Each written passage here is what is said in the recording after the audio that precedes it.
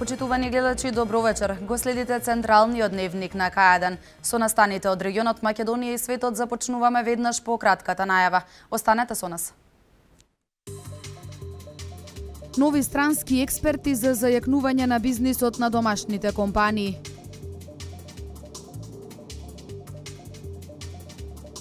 Иванов вечерва ќе го свика Советот за безбедност. Се повеќе лица илегално поминуваат на необележани премини.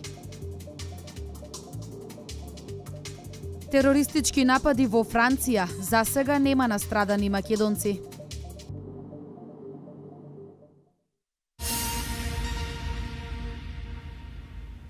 Нови странски експерти ангажирани од владата доаѓаат во Македонија да го зајакнат бизнисот на домашните компании. Фирмите кои користеле експертска подршка велат го подобриле производствениот процес, маркетингот и конкурентноста на пазарите. Секоја помош за развој на бизнисот е добре дојдена, особено онаа кога странски експерти директно со своји совети придонесуваат за надминување на слабостите во работата, велат бизнисмените. Втора година поред на покана на владата, експерти ги советуваат домашните бизнисмени како да ги намалат трошоците за работа, да го освојат домашниот, но и странскиот пазар и индиректно да креираат нови работни места. Голем дел од компаниите истакнаа дека како резултат на помошта од домашните компании ги имаат зголемено своите капацитети, својот удел на пазарот, имаат отворено нови работни места и ние очекуваме тој тренд на позитивни ефекти да продолжи понатаму. Едукацијата на бизнисмените продолжува. Нова група советници веќе е пристигната во Македонија. Во рамките на вториот проект веќе 10 странски експерти престојуваа во Република Македонија и работеа со домашните компании. За останатите компании кои што аплицираа на огласот, во тек се финалните консултации помеѓу владата, странските партнерски организации, во кои што се вклучени и самите компании околу утврдување на точниот профил на експертот, точниот кадар кој што ќе треба да дојде да допринесе со својата работа во подобрување на деловниот процес и до крајот на годината најмалку уште 10 нови мисии на странски експерти ќе се реализираат во Република Македонија. Право на користење на оваа владена помош имаат компании во кои најмалку 51% од капиталот е македонски. До сега, околу 200 компании ги искористиле советите на странските експерти.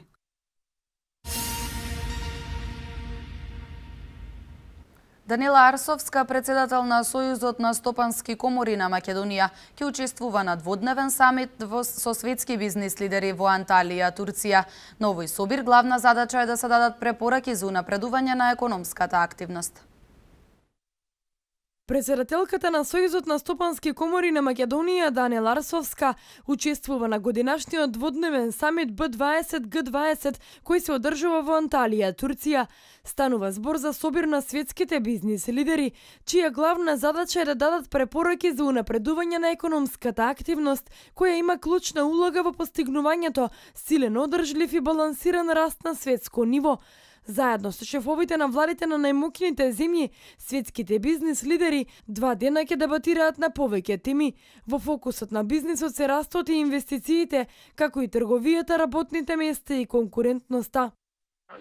Самитот Б20, односно е собират на светските бизнис лидери, на кој што присуствуваме за прв пат од Република Македонија. Првиот ден денес е, да кажеме, денот на кој што дадат препораки за напредување на економската активност, која што има клучна улога во постигнување на силен, одржлив и балансиран раст на светско ниво. Додека на вториот ден од самитот, заедно со шефовите на владите на најмоćните земји, светските лидери од нашата група Бизнес 20, ќе дискутираме и ќе дебатираме на повеќе теми, а најмногу во фокусот ќе ни бидат бизнисот, особено во растот на инвестициите, трговијата, зголемување на работните места и секако конкурентноста на пазарот. Бидејќи глобалниот раст е на генерално незадоволително ниво, ќе дебатираме за имплементирање на одредени структурни реформи за раст, како и за подобрување на квалитетот на приватните инвестиции, особено зголемување на инвестициите во инфраструктурите, а исто така ќе бидат вклучени и прашања кои што се однесуваат на енергетиката и на климатските промени. покрај бизнис аспектот на Б20 како бизнис крило на големите економии. На самитот значајни точки се и борбата против тероризмот и мигрантскиот проблем, вклучувањето на Б20 групата во работата на големите економии во текот на годините доби големо значење како одраз на реалноста дека закрепнувањето од глобалната финансиска криза бара акција од целото општество.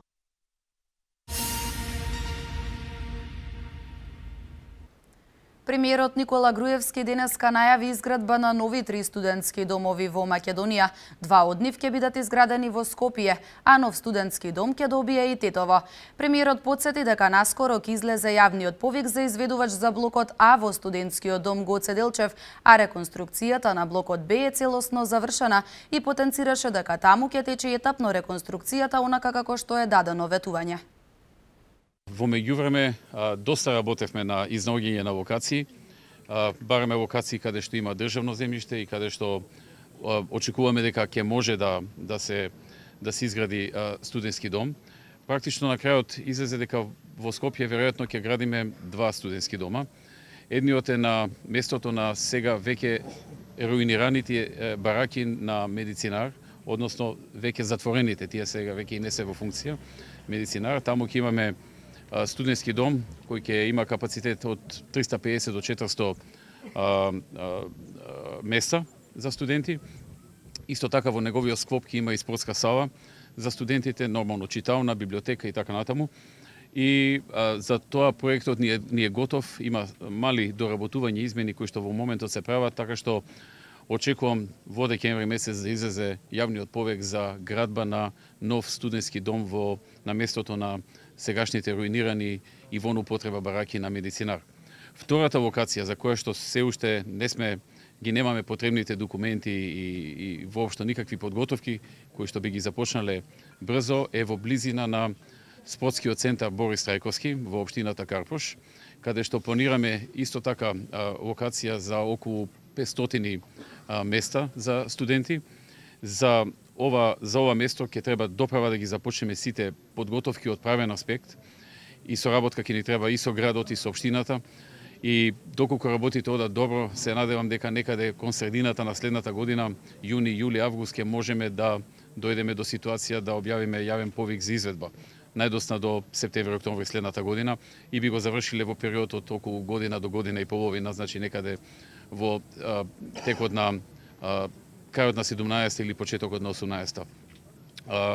Покрај ова, заклучивме дека е потребно да се изгради студентски дом во Тетово, во рамките на Државниот универзитет во Тетово, така што и за таму се подготвуваме да направиме сериозен проект со кој што ќе можеме да започнеме процедура за изнаоѓање на изведувач кој што ќе го гради тој дом. Значи, практично наместо еден се одлучивме на 3 студентски дома, од кои што најбрзо ќе оди оној студентски дом што ќе биде на местото кај Медицинар, затоа што за таму веќе имаме изготвен проект.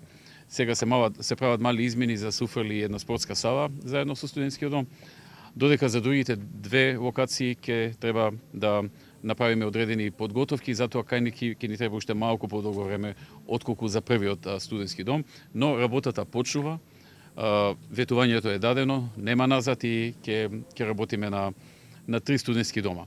Инаку, кога сме кај студентските домови, за 2 до 3 дена од сега излегува и јавниот повик за изведувач за вториот блок, односно блокот А во студентскиот дом Гоце Делчев, реконструкција. Како што знаете, се заврши реконструкцијата на блокот Б и сега понеделник или вторник излегува конкурсот за изведувач на блокот А. Така што таму се течи етапно реконструкцијата онака како што имаме дадено ветување.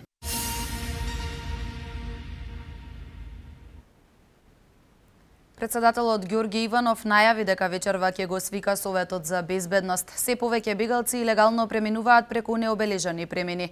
На состанокот ќе биде разгледана моменталната состојба и активностите кои ќе следат за контролирање на ситуацијата. По обиколка на јужната гранична линија, председателот Ѓорѓе Иванов најави дека вечерва ќе го свика Советот за безбедност. Ова доаѓа по информациите добиени од страна на армијата на Република Македонија, во чиј увид стои дека повеќе од 8500 лица илегално преминуваат на премини кои не се обележени. На состанокот ќе биде разгледана моменталната состојба и активностите кои ќе следат за контролирање на ситуацијата. Армијата веќе не алармира и известува дека има се повеќе поголем број на лица кои излегуваат надвор од котата 59 и илегално влегуваат во премини кај што не се одбележани. Тоа веројатно ќе подразбира преземени посебни мерки од страна на армијата за да се насочуваат тие луѓе кои намерно избегнуваат регистрирање. Штом избегнуваат да бидат регистрирани, тоа дава основано сомневање дека станува збор за лица кои немаат секако добри намери. Според Иванов, Македонија за бегалците останува транзитна зона со капацитет за 1500 лица на југот кои ќе транзитираат, односно 500 лица на север каде би излегувале од земјата. Македонија нема во план отварање на кампови за бегалците, туку остануваме транзитна зона. Сите овие настани што вчера и денес се случуваат во Европа, секако ќе ги променат и политиките на членките на сите членки на Европската Унија, затоа што очигледно е дека коридорот кој го отворија бегалците сега го користат мигрантите, но и странските терористички борци. До сега ние баравме, и тоа лично ја го поставив ко барање, Фронтекс да биде на нашата граница со Грција, затоа што и таа е европска граница. Председателот Иванов додаде дека во насока на справување со бегалската криза, Македонија досега помош добила само од Италија во висина од 90.000 евра, бирократски процедури и оправдувањето за помош од Европската Унија, која Македонија се уште не ја доби според договорот од самитот во Брисел. Во меѓувреме, државата на месечно ниво троши по 1 милион евра, не вклучувајќи ги трошоците на сите хуманитарни и невладини организации кои помагаат во справувањето со мигрантската криза.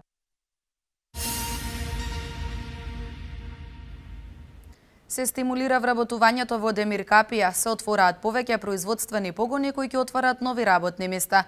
Инвестициите во патната инфраструктура дополнително допринесуваат за нови вработувања. Преку конкретни мерки дозначени инвестиции и нови вработувања во работата на локалната самоуправа, Демиркапија става акцент во привлекувањето на работодавци кои ќе влијаат на економскиот раст на општината. Инвестициите во патната инфраструктура дополнително го стимулира вработувањето. Според градоначалникот Трајче Димитриев, веќе подолг период голем број жители се ангажирани за изведување на градежните работи на автопатот Демиркапија Смоквица. Воедно тој најави 2 нови инвестиции во општината. Само минатиот месец беа продадени уште 2 локации наменети за 2 нови инвестиции на луѓе кои сакаат да вложуваат во нашата општина. Се работи за фирма која ќе гради хотел на влезот во Демиркапија, а втората продадена локација, која исто се наоѓа на самото петле на излезот од автопатот кон Демиркапија, е наменета за подигање на нова винарска визба. Според Димитриев, во тек е изградба на погон за преработка на земјоделски производи, која ќе заврши до крајот на идната година и каде ќе се отворат околу 30 редовни и 40 сезонски работни места. Нови погони ќе никнат во околината и во индустријската зона на Демиркапија. Тука е изградбата на погон за преработка на земјоделски производи, чија градба би требало да биде завршена до крајот на 2016 година, а со тоа би се отвориле 30 редовни и 40 сезонски работни места. Во село Корешница е продадена локација на која веќе е започната изградбата на погон за производство на пелети за огрев, биогаз и производство на масло од гроздови семки. Фабриката за производство на пластика и пластична амбалажа која се гради во индустријската зона Попова Кула во иднина со своето отварање ќе донесе 60 до 70 нови работни места. Од локалната самоуправа велат дека ќе продолжи уредувањето на градежното земјиште, како и создавањето поволни услови, со што се повеќе би растел интересот на нови инвеститори.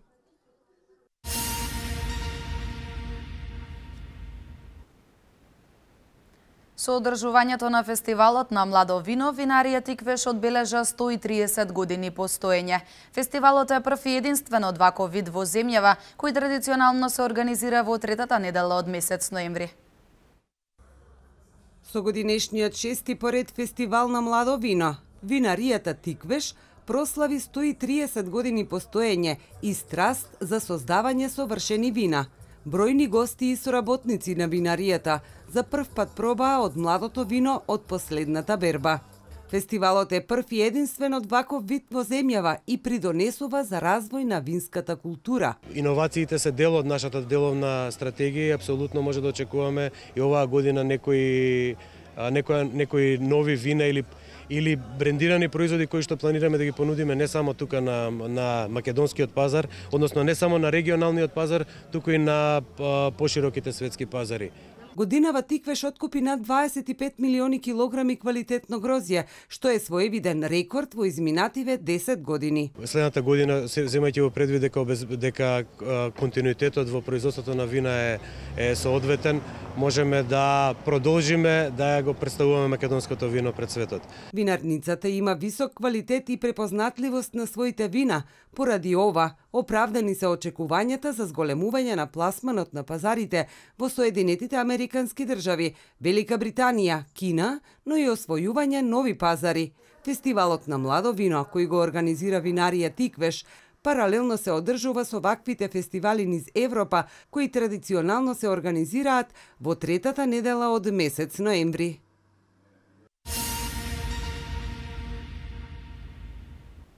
Министерството за земјоделство, шумарство и водостопанство со низа активности работи на континуиран развој во земјоделието. Министерот Цветков ја истакна потребата од воведување нови технологии и повисоки стандарди. Производство на здравствено испрвен поседочен материјал за градинарство, отварање што повеќе откупни центри, изградба на нови и обнова на постојаните системи за наводнување, се само дел од приоритетните активности во земјоделството на кои континуирано и посветено се работи. Министерот за земјоделство, шумарство и водостопанство Михаил Цветков се осврна и на владината определба за квалитетно и континуирано земјоделско производство. Тој укажа на потребите од воведување нови технологии и повисоки стандарди. Во Националната стратегија за земјоделство и рурален развој поставени се неколку клучни приоритети со цел квалитетно и континуирано земјоделско производство. Неопходна станува и примената на напредни технологии, воведување повисоки стандарди за квалитет и безбедност на храна, значително зголемување на финансиската поддршка и инвестиции кои ќе овозможат интензивен развој. Министерот воедно напомена дека значаен сегмент е и прилагодувањето кон барањата и преференциите на потрошувачите. Обезбедувањето на финансиската поддршка оваа година изнесува 150 милиони евра.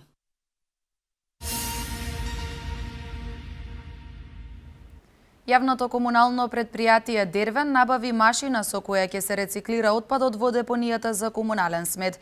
Инаку депонијата во Велес може да стане регионален центар за собирање на смет. Започна да се селектира отпадот во депонијата за комунален смет. За таа цел јавното комунално претпријатие Дервен набави машина со која овој комунален смет ќе го подготвува за транспорт и продажба. Во првата фаза ќе се одвојува пластикот од хартијата. Планираме во иднина да со пресада да го пресоваме шишињата, да ги пресоваме и хартија што ќе имаме тука од отпадот, која после ќе ја продаваме на овластени откупувачи што ги има во Република Македонија. Депонијата во Велес може да стане регионален центар за собирање смет. Ова како можност доаѓа токму од селекцијата на отпадот. Според локалните власти, местоположбата е идеална, затоа што освен во Велес, тука може да се транспортира отпад и од сите општини. Доколку не успеат регионалните депонии, Велес заедно со опсегот на бившата општина Велес, по територија говориме по број на жители, вклучувајќи го тука и Лозово, а зошто да не и Свети Николе, може да направи добар центар за преработка на сиот отпад во околината на Велес и на овој дел на регионот, како што кажа. Центарот за развој на Вардарски плански регион во моментов изработува физибилити студија за средување на депониите од овој регион.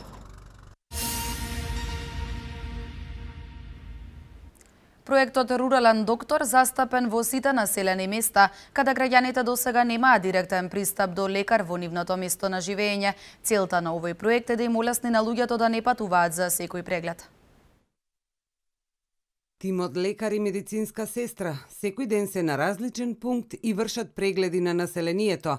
Опфатени се сите населени места каде што граѓаните досега немаа директен пристап до лекар во нивното место на живење. Во земјава има 1227 населени места без лекар, а целта на овој проект е да им олесни на луѓето да не патуваат за секој преглед. Прегледите најчесто се состојат од мерење крвен притисок, шеќер и маснотии во крвта. А најбитна работа е што свеста за зачувување на здравјето со нашето доаѓање им се зголемува. Се заинтересирани, ги интересира и на тој начин ќе гледаме да им помогнеме колку што може. Дали ќе ги препратиме или па тука ќе дадеме нешто, ќе им дадеме лекарство. Според проектот, лекарот доаѓа во определен ден на неделата и дава здравствени совети и некои основни медицински прегледи. Доктор Аврамов обслужува 27 населени места во општините Велес, Чашка и Градско.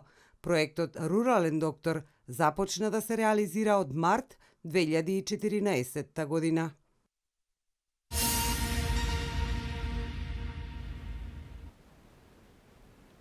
Председателот на Република Македонија Иванов упати сочувство до председателот на Француската Република Оланд по повод терористичките напади во Париз. Од македонската амбасада во Франција соопштуваат дека нема настрадани македонци во нападите. Вестите од Македонија во продолжение. Председателот на Република Македонија Ѓорги Иванов по повод терористичките напади во Париз упати сочувство до председателот на Француската Република Франсоа Оланд. Председателот Иванов со неверување ги примил вестите за терористичките напади во Париз. Тој додава дека жали за изгубените животи. Според него, ова е напад не само против граѓаните на Париз, туку и против врвни европски општочовечки вредности и принципи. Тој додава дека Франција минува низ овие тешки моменти. Врвен приоритет за целата меѓународна заедница треба да биде соработката и солидарноста во борбата против злото, а во одбрана на споделените демократски и цивилизацијски вредности. Овој злосторнички чин нема да не поколеба во одлучната борба против тероризмот. Нема да дозволиме терористите да го посеат семето на стравот, екстремизмот и хаосот во Европа, се наведува во телеграмата до францускиот председател.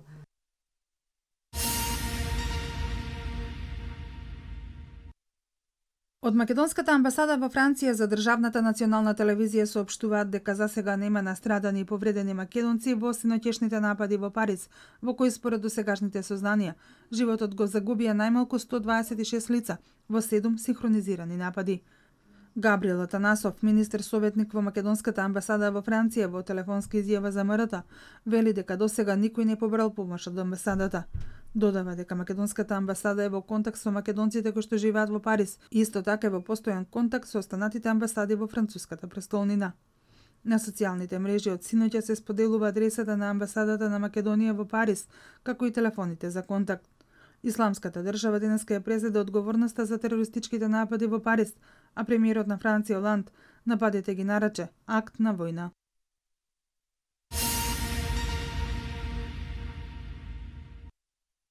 Надлежните најавуваат нови странски инвестиции до крајот на оваа година. Во завршна фаза се преговорите со неколку компании, додека неколку од нив дури имаат и интерни одлуки донесено. Се очекува во следниот период до средината на декември некоја од овие компании официјално да сподели информацијата за влез на македонскиот пазар. Дел од овие компании доаѓаат од автомобилскиот сектор, а дел од други индустрии. Надлежните информираат дека уште една компанија од Израел ќе се стационира во Скопје, а две компании влегуваат во битолската зона Жабени. Извозот од зоните надмина 1,2 милиарди евра во првите 10 месеци од годинава, покажуваат статистичките податоци. Оваа година, според надлежните, извозот ќе надмине 1,4 милиарди евра.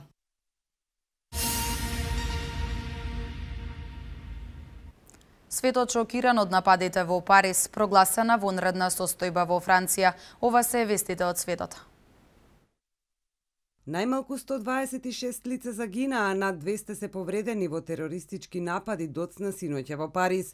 80 од повредените се во тешка состојба, 8 од атентаторите се убиени, а 7 од нив се саморазнеле. Ова се неофицијални податоци од синокешните напади на 6 различни места во француската престолнина. Еден од терористите избегал, јавува Хафингтон Пост.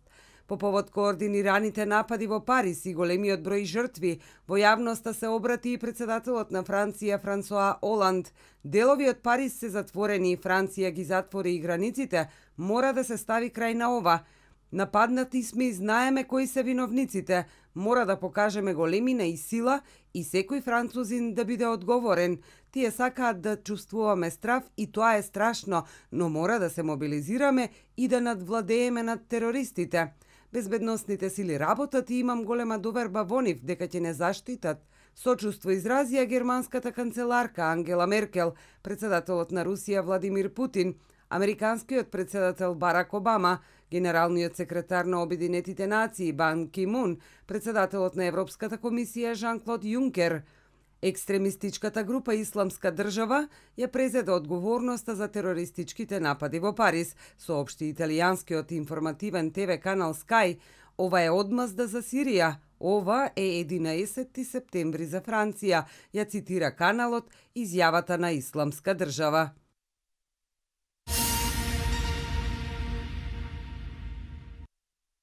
Председателот на Француската република Франсуа Оланд ноќеска свика министерски совет на кој биле утврдени серија ургентни мерки. Во соопштението на Елисејската палата, министрите за внатрешни работи и правда донеле декрет за прогласување вонредна состојба која стапи на сила веднаш и на целата територија на европскиот дел на Франција и на Корзика. Оваа мерка дозволува да се забрани движењето на лица и воспоставување на заштитни безбедносни зони. Вториот декрет пак се однесува на воведување на засилени безбедносни мерки во сите општини на Парискиот регион. Овие мерки дозволуваат да им се изрече мерка домашен престој на сите лица чија активност е опасна, како привремено затворање на сали за спектакли и места за состаноци, откривање на оружје и спроведување на административни претреси, се вели во официјалното соопштение. Итно се воведени гранични контроли, за чија цел се мобилизирани царинските служби. Председателот на Франција ќе остане во Париз и нема да учествува на самитот на Г20. Тој ќе биде представуван од министерот за надворешни работи и меѓународен развој и министерот за финансии.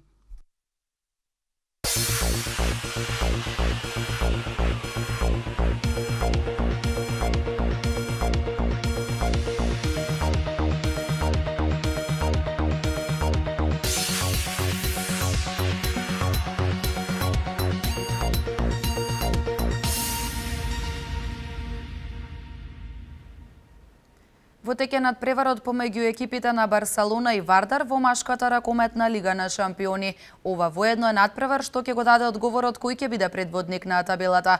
Фин Индустри победи на домашен терен против гевгелиската екипа Бест со резултат 102:63. За останатите вести од домашниот спорт во приложение.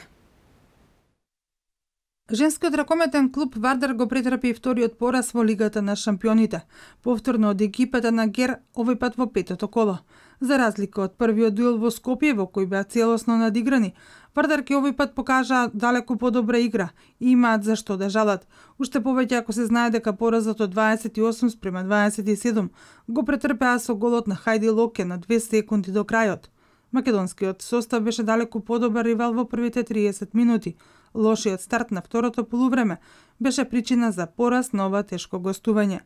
Наефикасна во домашниот тим беше Анита Горбач со 8 постигнати гола, кај гостите Радичевиќ и Дембеле и Кмирова со постигнати 4 гола.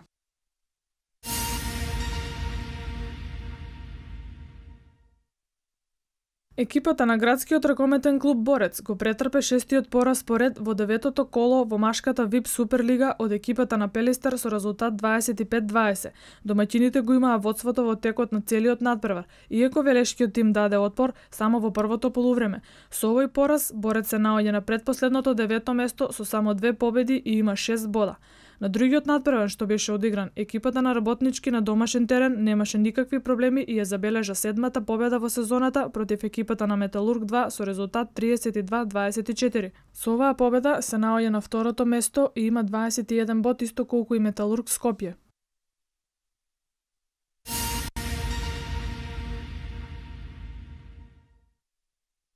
Утре на градскиот стадион во Неготино со почеток од 13 часот ќе се одигра ревијален пријателски фудбалски надпревар помеѓу екипите на фудбалскиот клуб Вардар од Неготино, кој се надпреварува третата лига Југ и се наоѓа на првото место на табелата, и македонскиот првак Вардар од Скопје. Ова ќе биде одличен ревијален надпревар за двете екипи, во кој љубителите на фудбалот ќе имаат можност да уживаат во надпреварот, каде резултатот нема да биде во прв план. Организаторот ги повикува сите граѓани да присуствуваат на овој надпревар.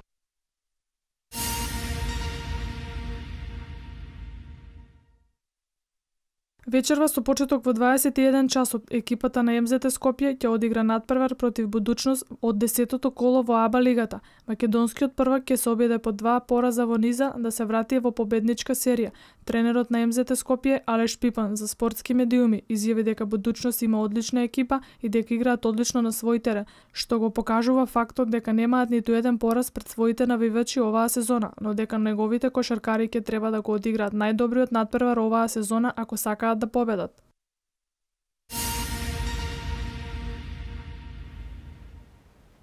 Одиграни 11 надпревари во НБА лигата, големото дерби на јужноамериканскиот фудбал помеѓу селекциите на Аргентина и Бразил заврши без победник. Меѓународни спортски вести. Првиот пораз екипата на ЦСКА Москва го доживеа на домашен терен од Уникаха со 78-86 од петото коло во Евролигата. Иако се менуваше водството на двете страни, сепак екипата на Уникаха во последната четвртина одигра одлично, каде што нивното најако оружје беше ударот за 3 поени. Едвин Джексон ја предводеше Уникаха со 24 поени, а Кори Хигинс кај домашниот тим беше најефикасен и постигна 17 поени.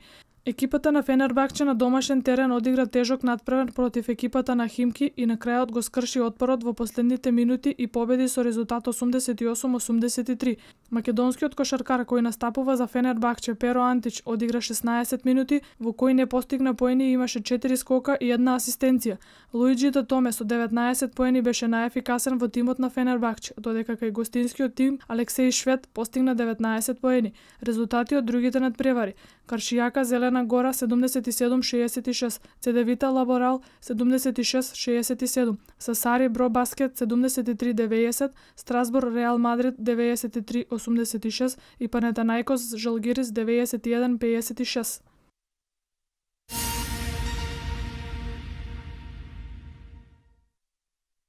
Лос Анџелес Лейкерс е најслаб тим на западот, откако во деветиот меч го претрпе 8-миот пораз, овој пат на гостувањето во Далас со 90-82. Коби Брајан го одигра еден од подобрите надпревари сезонава, постигнувајќи 19 поени, додека кај домаќините најпрецизен беше Пачулија со 18 поени. Екипата на Кливленд ја забележа и 8-та победа по ред сезонава, на гостински терен овој пат против екипата на Њујорк со 84-90. Најефикасен кај гостинскиот тим беше Леброн Џејмс со 31 поен, додека кај домаќините Кармело Ентони постигна 26 поени. Резултати од другите надпревари: Индијана Минесота 107-103, Орландо Јута 102-93, Бостон Атланта 106-93, Торонто Њу Орлеан 181, Чикаго Шарлот 102-97, Мемфис Портланд 101-100, Оклахома Филаделфија 102-85, Денвер Хјустон 107-98 и Сакраменто Бруклин 111-109.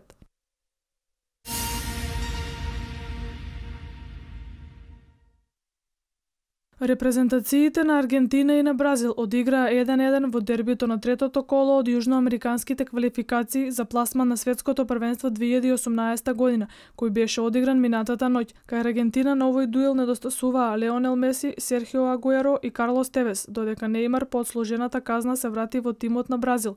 Прво во водство дојде домашната екипа со погодокот на Лавеци во 34-та минута, а израмнувачкиот погодок го постигна Лукас Лима во 58-та минута. По 3 кола Аргентина има 2 бода, додека Бразил досега има освоено 4 бода. На другиот надпревар што беше одигран, екипата на Перу ја забележа првата победа и тоа на домашен терен против Парагвај минимално со 1-0.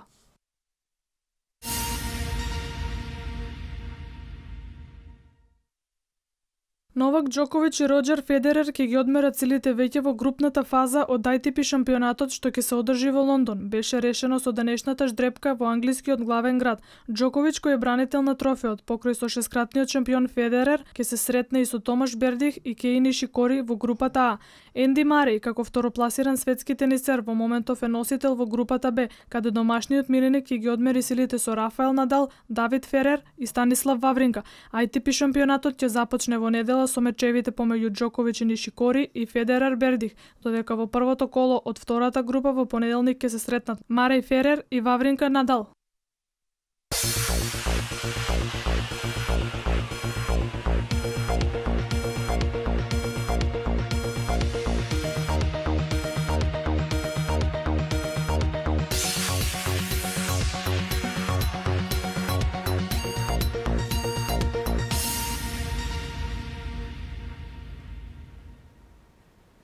Денеска имавме претежно сончево време со значителен пад на температурите во вечерните часови. А да погледнеме какво време не очекува утре.